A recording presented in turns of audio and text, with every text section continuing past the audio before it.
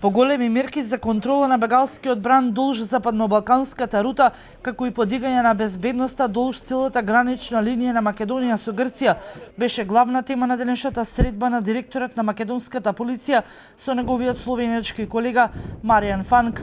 Словенија во моментов има своји полициски службеници на нашата граница, но не ги исклучува и фактот што на Македонија е потребна поголема безбедност од европските сили. Сад веќе месец дана имамо 6 наши полицајци. Веќе еден месец 6 наши полицајци се овде да им помогнат на македонските полицајци, се со цел да пронајдеме заедничко решение и да помогнеме колку е во наша надлежност, бидејќи и ние имаме голем проблем со бегалците. Сега заеднички треба да најдеме решение кој ќе биде прифатливо за сите земји од оваа рута на бегалците. Никој засега не може да конкретизира дали Фронтекс може да пристигне на наша граница, односно на македонска територија.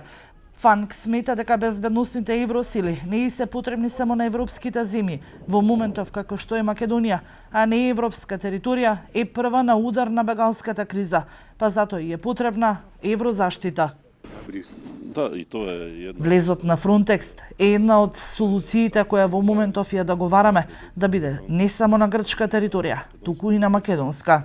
Вчера словенечките власти од Европска комисија побарале отварање на нов контролен пункт на македонско-грчката граница со цел да се спречи можен конфликт во Западниот Балкан.